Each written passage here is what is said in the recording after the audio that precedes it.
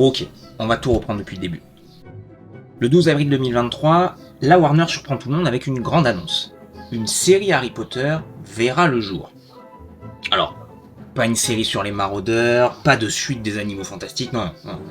Un véritable reboot de la saga de J.K. Rowling, cette fois-ci pour la plateforme HBO Max. Alors, les avis sont assez mitigés quant à l'utilité de cette série, mais pour ma part, je vais vous faire part de mon avis et surtout de mes attentes autour de ce projet. Surtout qu'il y a quelques jours, on a enfin eu les noms des showrunners qui vont travailler sur ce projet, sur la saga, donc je me disais que c'était le meilleur moment pour sortir cette vidéo.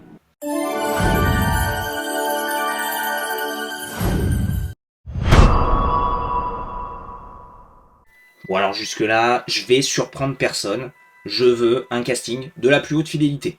Tout simplement. Alors bon, vous me direz, quand on sait que J.K. Rowling chapeautera le casting, on peut un peu respirer de ce côté-là. Mais quand même, j'attends encore un peu de ressemblance vis-à-vis du matériau que la série adapte, à savoir le livre.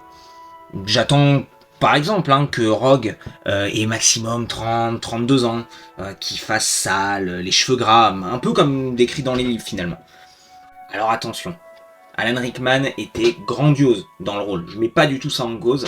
Simplement, il était déjà bien quarantenaire, voire cinquantenaire pendant la saga cinématographique, et surtout il n'avait pas ce côté négligé, sale qu'on nous décrit dans les romans finalement.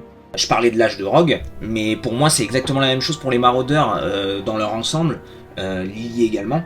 Lupin, Sirius, Petit Gros, ils ont le même âge que Rogue, et Lily et James sont décédés à 21 ans. J'espère surtout que les acteurs qui seront choisis pour ces rôles auront à peu de choses près cet âge-là, je veux pas qu'ils aient pile 21 ans, mais s'ils pouvaient avoir 24, 25 ans, pour que ça corresponde vraiment, parce que je me rappelle que ça m'avait entre guillemets un peu choqué ce côté très quarantenaire finalement des parents de Harry, quand ils sont sous leur apparence fantôme, parce que ils sont censés avoir tout juste 21 ans, entre 20 et 25 ans disons. Ensuite, du côté de Hermione, alors bien que Emma Watson soit une interprétation quasi parfaite de la sorcière la plus brillante de son époque, j'attends quand même du nouveau casting une interprétation physique un peu plus proche des bouquins, des cheveux un peu plus ébouriffés, des grandes dents pour que aussi on ait la scène qui marque un tournant, c'est-à-dire dans la coupe de feu quand Malfoy jette un sort à Hermione qui lui fait s'agrandir les dents. Elle va voir Madame Pomme-Fraîche pour les faire raccourcir, et elle les fait raccourcir un peu plus que ce qu'elle n'était avant, ce qui fait que du coup, on voit véritablement sa beauté à partir de ce moment-là. Or, Emma Watson a toujours été considérée comme une très jolie jeune fille, c'est d'ailleurs ce qui gênait beaucoup de fans à l'époque. Tant qu'on parle physique, j'aimerais une Pétunia et un Dudley blond, tout comme dans les livres. J'aimerais plein de détails en fait qui soient corrigés par rapport au film. Oh, et s'il vous plaît, même si Daniel Radcliffe est parfait dans le rôle de Harry, je le défendrai toujours. Donnez-nous un Harry avec des yeux verts. Oui, monsieur.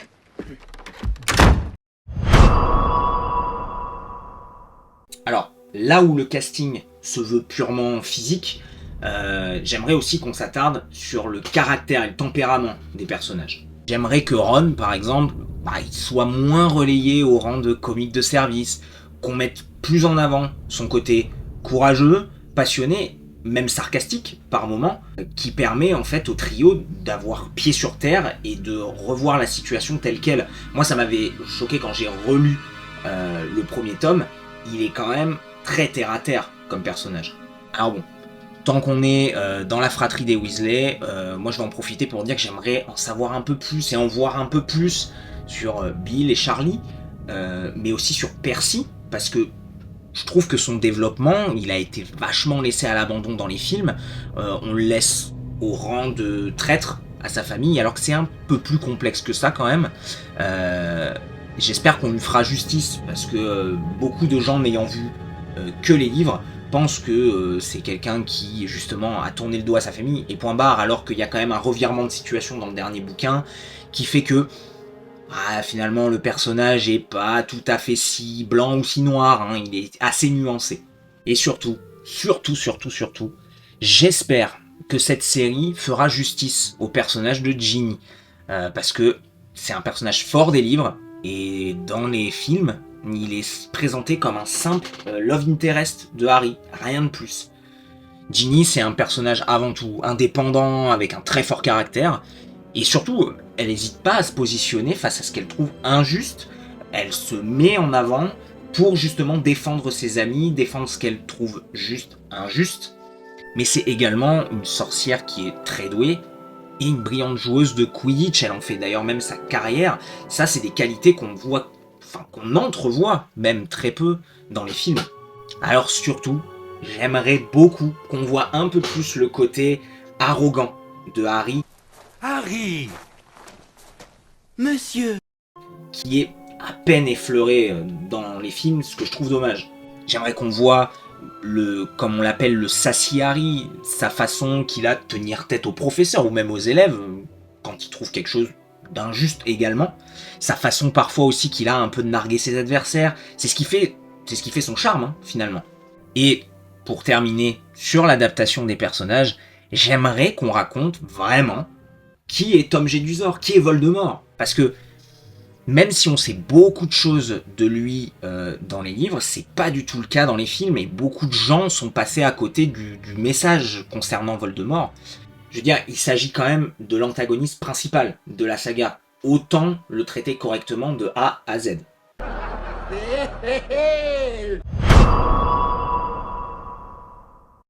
Alors là, on va rentrer dans un point très court, mais que j'estime quand même être très très important.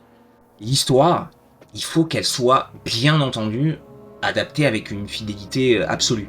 Je veux dire, le format de la série me semble le plus adapté pour ça, mais il faut surtout que les saisons varient en nombre d'épisodes, mais qu'il y ait plus de temps pour exposer les choses. Par exemple, j'aimerais voir un peu plus de la vie étudiante à Poudlard, explorer un peu les pans de l'histoire qui ont été laissés de côté, les visites à Sainte-Mangouste par exemple, ou la SALE de Hermione, l'anniversaire de Mordonic quasi sans tête, les interventions de Pips, etc. Je pourrais en citer vraiment énormément, mais ça fait encore trop d'éléments de l'histoire qui n'ont pas été adaptés, et j'espère vraiment en voir beaucoup plus. Alors là, on est sur le point pour moi qui est probablement le plus important et sur lequel j'attends la série au tournant, c'est la direction artistique. C'est d'ailleurs, pour moi, l'intérêt principal de cette adaptation, c'est proposer quelque chose de vraiment différent de ce qu'on a pu voir avec les films. Moi, je vois pas l'intérêt de faire une nouvelle série avec un nouveau casting si c'est pour proposer le même Poudlard, les mêmes musiques, ce genre de choses-là.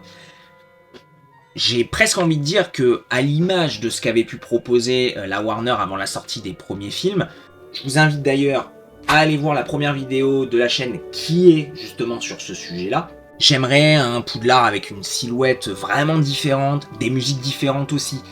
Parce que j'avais quand même été agacé, je me rappelle d'avoir entendu le Hedwig thème dans Les Animaux Fantastiques, parce que pour moi c'est le thème des films Harry Potter, pas des Animaux Fantastiques. Ça n'avait pas de sens d'entendre cette musique-là dans cette saga, même si je comprends l'intérêt de dire « Eh regardez, c'est quand même relié à Harry Potter ». Et qu'on me dise pas que c'est pas possible de faire aussi culte, aussi mythique que les musiques de la saga cinématographique, pour moi c'est totalement possible. Il y a qu'à voir le travail qu'a fait Jérémy Sohl sur les musiques des jeux Harry Potter, et vous avez la preuve qu'on peut faire des musiques qui collent à l'univers de Harry Potter sans pour autant reprendre ce qui a déjà été fait. J'espère aussi que les costumes seront très différents, de même que les décors, que ce soit du chemin de travers, que ce soit de Préolard ou que ce soit du Terrier. J'ai une vraie crainte avec ce projet, c'est qu'on a le chef décorateur des films, Stuart Craig, qui est de retour. Et j'ai peur qu'il soit déjà influencé par son travail qu'il a déjà effectué sur les films. Bien que ce soit impeccable, remarquable, que Poudlard ait une silhouette qu'on reconnaît, etc. J'espère vraiment qu'il réussira à se détacher de ce qu'il a fait avant. C'est là qu'on verra si il peut faire preuve de renouveau.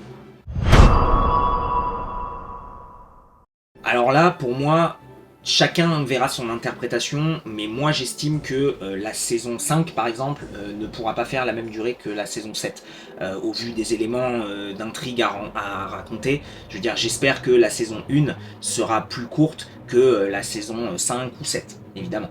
Parce que avec ces saisons-là, ils ont la possibilité d'adapter la longueur du récit. que aucun élément ne soit mis de côté. D'ailleurs pour moi l'intérêt de la série, c'est de prendre son temps dans le déroulement du récit. Et bien sûr, même si on sait que les producteurs comptent se faire dérouler la série sur 10 ans, comme avec les films, j'espère vraiment qu'ils s'y tiendront. Il y a qu'à voir ce qui s'est passé avec Stranger Things, qui a traîné entre ces saisons jusqu'à avoir 3 ans d'attente entre la saison 3 et 4, là où il s'est passé que quelques mois en fait dans l'histoire. Et on est en train de subir la même chose entre la saison 4 qui est sortie en 2022 et la 5 qui sortira probablement qu'en 2025. Et pour moi, le problème majeur là-dedans, c'est qu'avec des acteurs préadolescents et adolescents, 2-3 ans, ça se voit. Or, avec une histoire comme Harry Potter, où vous avez une saison qui est égale à une année, la différence d'âge des acteurs avec leurs personnages, ça risque de se voir, surtout sur la fin de l'histoire. C'est ce qui avait fait la force des films, c'est de réussir à tenir sur moins de 10 ans pour que la différence d'âge se voit le moins entre les acteurs et leurs personnages. Voilà, je vous ai fait part de mes principales attentes sur la série HBO Harry Potter. Je sais que beaucoup d'entre vous, ils auraient préféré une série sur Voldemort, sur les maraudeurs, sur les fondateurs, et je suis plutôt d'accord avec ça. Mais pour ma part, je vais dire que j'aborde plus cette série comme une aubaine plutôt qu'une redite, parce que c'est la possibilité pour les producteurs, les scénaristes, etc., vraiment de couvrir toute l'histoire, de A à Z, que ce soit les événements qui ont été laissés de côté, de proposer vraiment quelque chose de plus fidèle. Je veux dire, quel lecteur a pas été déçu et s'est dit dans la salle de cinéma, mais ça y est pas, mais ça y était pas dans le livre, mais il n'y a pas mon passage préféré du bouquin. Ouais, mon pote. J'ai en tout cas hâte, personnellement, de voir cette série et d'en savoir plus à son sujet. On devrait d'ailleurs très probablement avoir des nouvelles prochainement, que ce soit du casting et des équipes qui vont s'occuper de cette série. C'était Alexandre de Potter+. Non? Si ça vous dérange pas, je vais me coucher avant que l'un de vous ait encore une brillante idée pour nous faire tuer. Ou pire, nous faire expulser.